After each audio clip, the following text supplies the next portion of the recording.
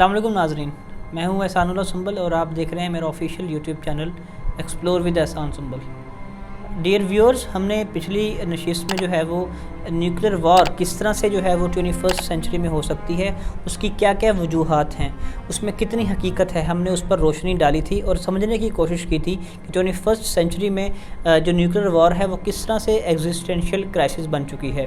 ख़वातीनो हज़रात, 21वीं सदी में तीसरा चैलेंज जो दरपेश है वो टेक्नोलॉजी के महाज पर है और ये चैलेंज 21वीं सदी के वस्त में हमारे ख़यालात, अफ़कार, नज़रियात, चीज़ों को देखने, परखने, समझने, तजज़िया करने और रहने सहने से लेकर ज़रिया मुआश को यकसर तब्दील करके रख देगा।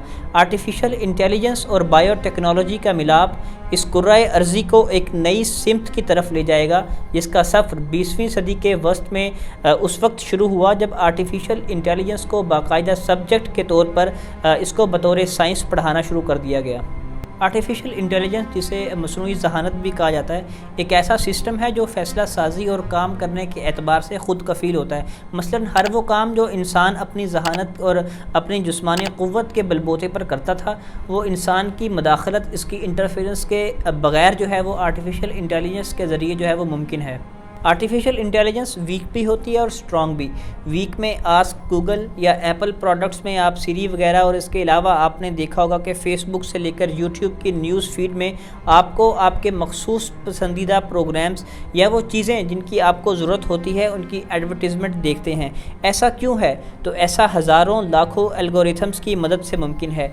गूगल मैप्स या इसके अलावा इस जैसी दीगर एप्लीकेशंस की मदद से रास्ता मालूम करना, ये तमाम चीज़ें जो है वो आर्टिफिशियल इंटेलिजेंस में आती हैं। बायोटेक्नोलॉजी बायोलॉजी की ही शाख है जिसमें टेक्नोलॉजी और बायोलॉजी मिलकर काम करते हैं, तो इसको बायोटेक्नोलॉजी कहते हैं। एंटीबायोटिक्स से लेकर दीगर अद्वियात का बनाया जाना, जेनेटिक्स इंजीनियरिंग वगैरह, डीएनए से खेलना, पौधों की नई अक़साम बनाना, ये सब चीज़ें जो है वो बायोटेक्नोलॉजी से मुतालिक हैं। 19वीं सदी के अवाइल में कंप्यूटर्स की ईजाद इंसानी तारीख़ में हैरत अंगेज़ तब्दीलियों का सबब बनी। कंप्यूटर का इल्म अपने इर्तकाई मराहिल से गुज़रता हुआ आईटी यानी कि इंफॉर्मेशन टेक्नोलॉजी तक पहुंचा, जिसमें डेटा को जमा किया जाता है, प्रोसेस किया जाता है और मतलूबा नताइज हासिल किए जाते हैं। आप जो मुझे इस वक्त स्क्रीन में देख रहे हैं, ये भी इंफॉर्मेशन टेक्नोलॉजी की मदद से मुमकिन है।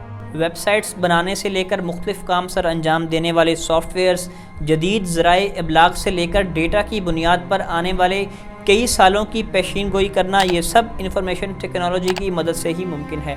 मगर 21वीं सदी में आगे चलकर बनी नौ इंसान को जो सबसे बड़ा चैलेंज पेश आने वाला है वो इन्हीं टेक्नोलॉजीज़ की वजह से है। जब आर्टिफिशियल इंटेलिजेंस यानी कि एआई और बायोटेक्नोलॉजी और इंफॉर्मेशन टेक्नोलॉजी मिलकर हमारे सियासी से लेकर समाजी और माशी से लेकर माशरती ढांचे को तब्दील कर देंगे। हम में से वो अहबाब जो साइंस फ़िक्शन फ़िल्में देखते हैं, उन्होंने देखा होगा कि मुख्तलिफ़ साइंसदानों का ग्रोह किसी प्रोजेक्ट पर काम करता है, फिर एक सिस्टम की तश्कील देने के बाद रोबोट बनाए जाते हैं जो उनकी मंशा के मुताबिक डिज़ाइन किए गए प्रोग्राम्स के तहत काम करते हैं। मगर देखते ही देखते इन बेजान रोबोट्स में हिस्सी सलाहियतें आ जाती हैं और वो अपने बनाने वाले साइंसदानों के ही ख़िलाफ़ हो जाते हैं। ख़वातीनो हज़रात, मैं बताना चाहता हूँ कि यह सब फिक्शन है जो कि हकीकत से कोसों दूर है, और हकीकत ये है कि इंसान ऐसी टेक्नोलॉजीज़ बना लेगा जो इंसानों को ही हैक करने के लिए इस्तेमाल की जाएंगी। आईटी, इंफॉर्मेशन टेक्नोलॉजी और आर्टिफिशियल इंटेलिजेंस की वजह से आने वाले कुछ सालों में वो चीज़ जो सबसे पहले तब्दील होगी वो हमारी इकॉनमी होगी, हमारा ज़रिया मुआश होगा।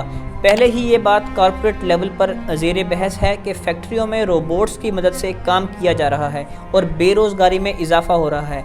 अगर टेक्नोलॉजी इसी रफ्तार से तरक्की करती रही तो आने वाले दौर में बेरोज़गारी उरूज पर होगी, पुरानी जॉब्स ख़त्म हो जाएंगी और उनकी जगह नई जॉब्स ले लेंगी, और ये अमल बहुत तेज़ी से जारी रहेगा क्योंकि आए रोज़ कोई ना कोई नई डेवलपमेंट रूनुमा होती रहेगी और इस नई जॉब के लिए ज़रूरी महारत हासिल करना इस थोड़े वक्त में मुमकिन नहीं रहेगा, तो बेरोज़गारी उरूज पर हो जाएगी। आर्टिफिशियल डॉक्टर्स से लेकर सेल्फ ड्राइविंग कारों तक पूरे का पूरा ढांचा तब्दील हो जाएगा।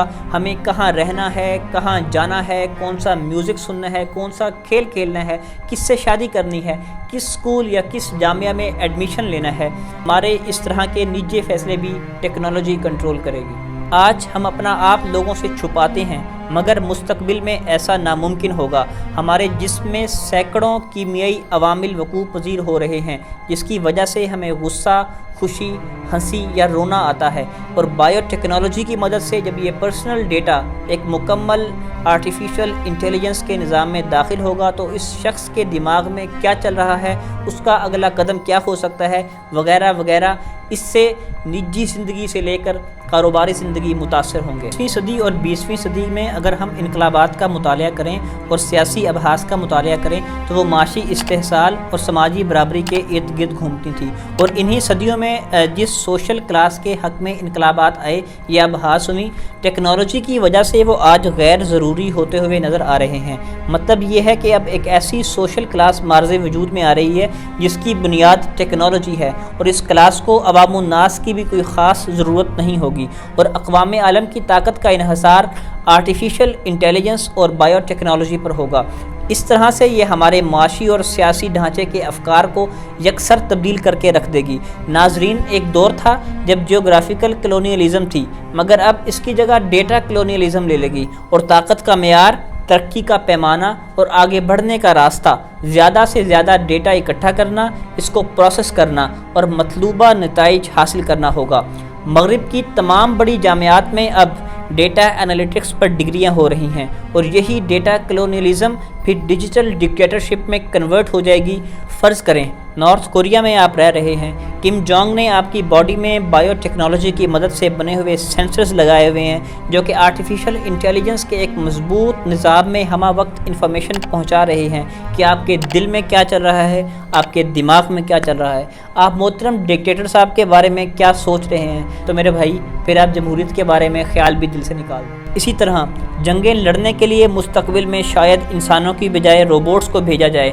ڈرونز کا عمل تو ایک عرصے سے جاری ہے، اور ممکن ہے کسی الگورتھم کی مدد سے کسی خاص پرٹیکولر ریجن کے اندر کیوس پھیلا کے لوگوں کے اندر اپنے مذموم مقاصد کو حاصل کیا جا سکے۔ خوشحالی اب انسانوں سے الگورتھمز میں چلی جائے گی۔ فیس بک کے الگورتھمز ہمیں بتائیں گے کہ کیا ہو رہا ہے، نیٹ فلکس کے الگورتھمز ہمیں بتائیں گے کہ کیا دیکھنا ہے، اور امیزون اور علی بابا کے الگورتھمز ہمیں بتائیں گے کہ کیا خریدنا ہے۔